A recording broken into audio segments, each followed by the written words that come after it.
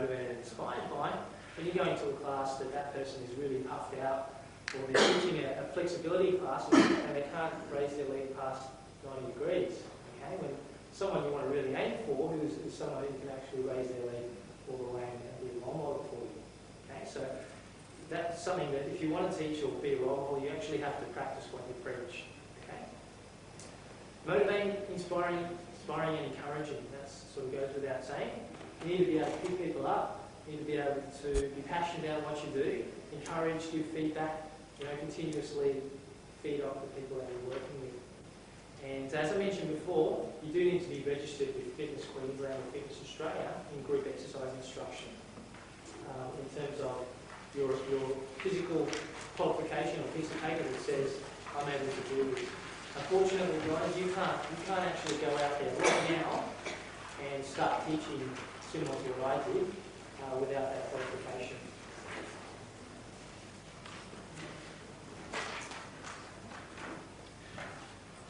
Are there any questions at this stage?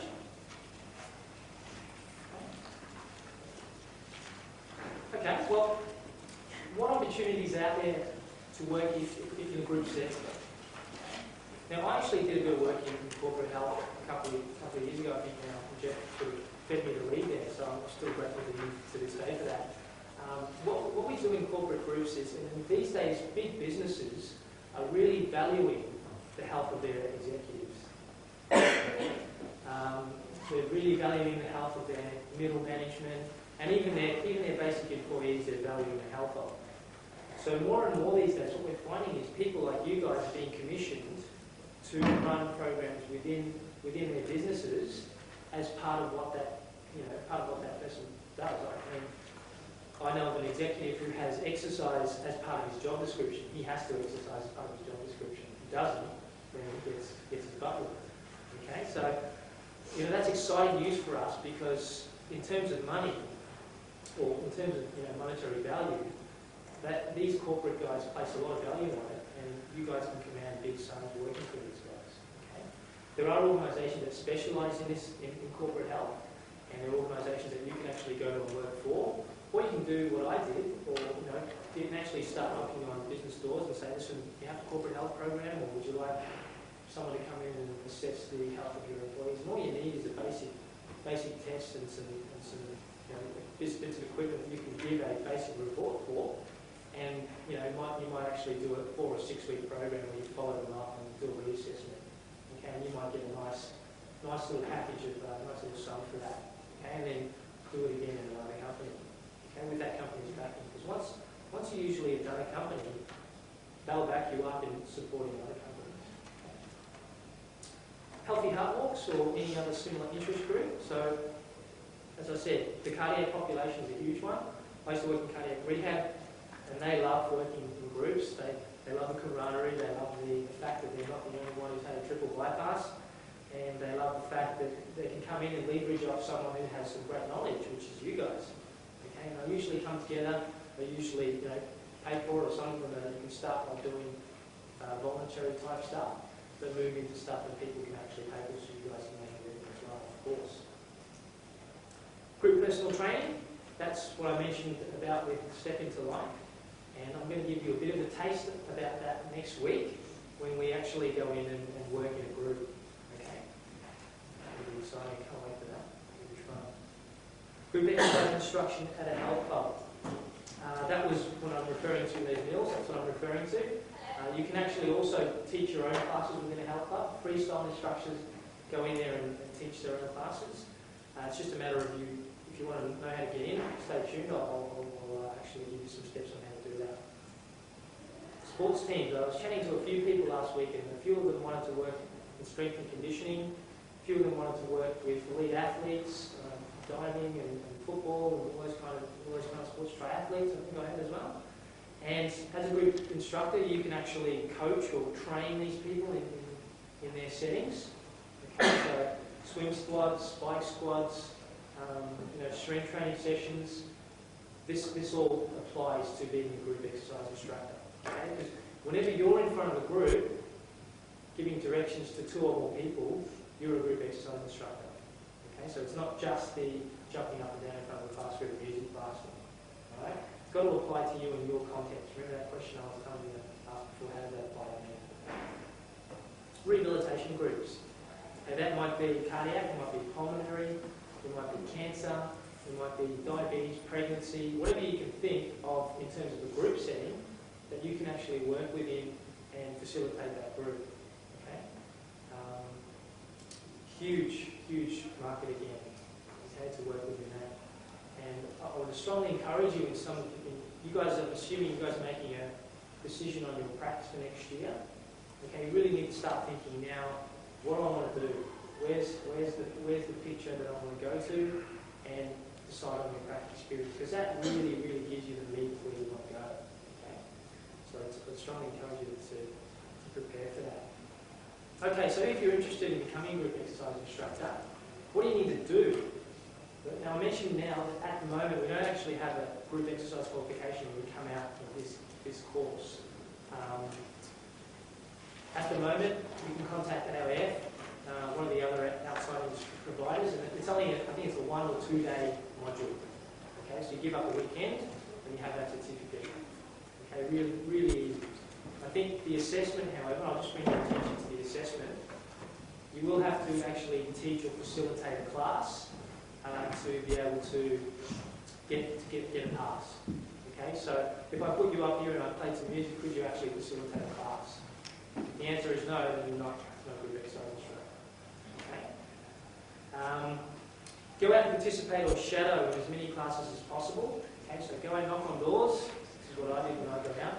Just got myself out there. I've worked for free for a very long time, and that opened up doors for me to then move into other avenues. Okay.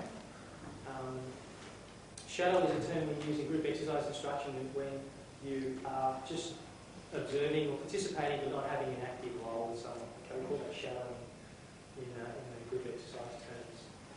Get on as many databases as possible. So, for example, if you wanted to be a combat instructor, this is an example, it applies to if you wanted to be a sports and strength and conditioning specialist, wherever it is, go out and find where offers those classes or where offers what you want to be. Talk to the people who run them, and listen, if you can't get a job right now, just say, listen, can you put me on your database? Because when the instructor who does take the class and pulls up sick, they can say, oh, this person's come to me and has put their name down, let's give them a call and see what they know. If you do a good job, they'll usually get you on regularly, or even offer you a job if that person leaves. Okay, I strongly recommend doing that. And, as I said, you can actually help a lot of people. One of the classes I taught the other day, I think there was about 100 people in the class. So when there's 100 people jumping up and down, and you can facilitate and give them a great workout, and at the end, when everyone's walking out and says, listen, Wes, that was a really good class, I enjoyed that, we're so thankful that you can actually come in and facilitate a class safe, it gives you a great feeling of satisfaction, and you always have fun doing it. So they're the main steps with group exercise instruction. And are there any questions based on those lines at all on anything that I can answer for you? Okay. Well, what we might do is we might take a 10-minute break, and we're going to get into the meat of personal training when we come back. I look forward to seeing you then.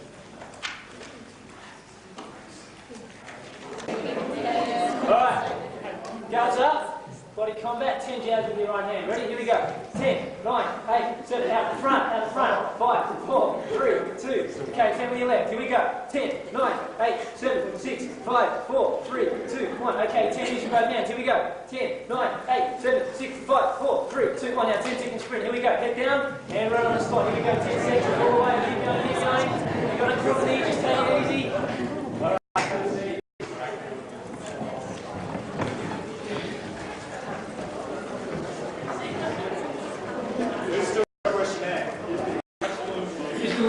After that. And that was my contribution to the lecture system. I never used to do that when I was in uni. Okay.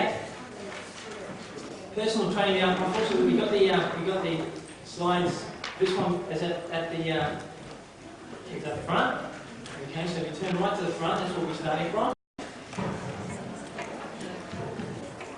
Who here has a personal trainer? Hands up. You've got a personal trainer. Who's had one?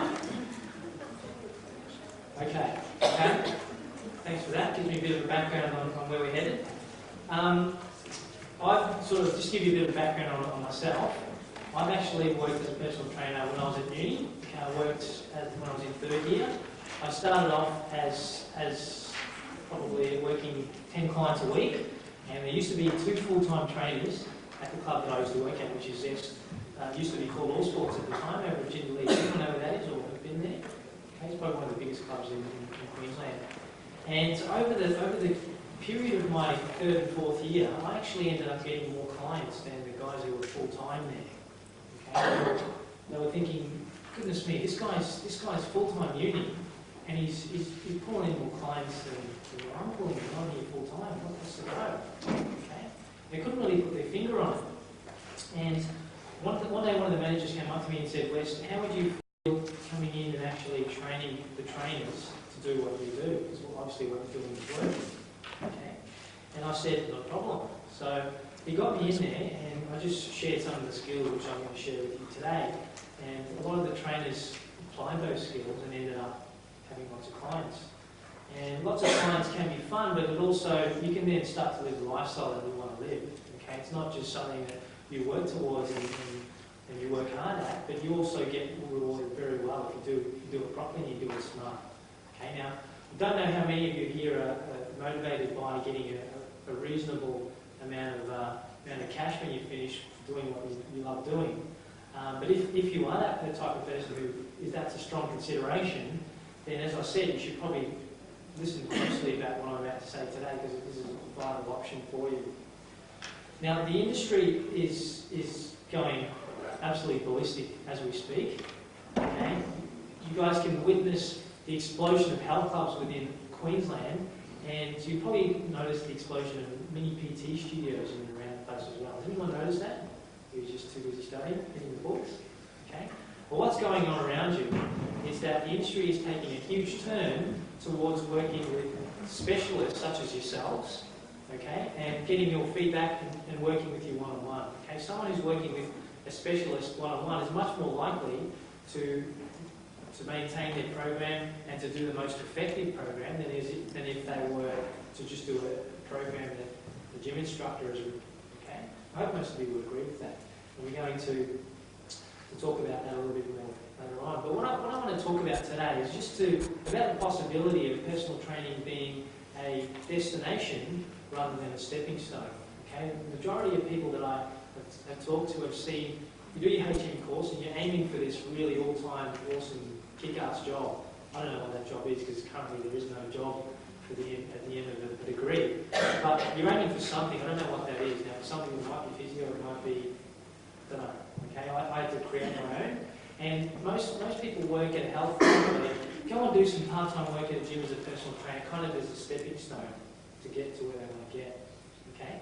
If I can change your context today and get you to think of this step as the end point, then I would have achieved what I want to achieve today. Okay? Or even give you the possibility to consider it as an option for you. And it's not just something that people do after a 6-week FitLink course. But at the moment, it's those people who are earning the big bucks. Okay? Fortunately, I don't see a lot of HM people there because they have that kind of mindset.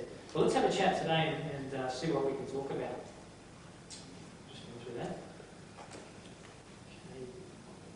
So let's move on to the next slide. Okay, let's have a look at the industry. Now, PT, as I said, is absolutely booming. It's just the statistics blow me away every time I have a look at them, and every year they improve on the previous year. But just from the research I did in preparing a business plan, I'm actually looking at getting in the industry from an entrepreneurial perspective. The PT market has enjoyed a 60% increase in the number of employees over the last 5 years. Okay, that's a huge increase in staff. And that's just going to keep going up, okay? Because the industry in Australia is only very, very young.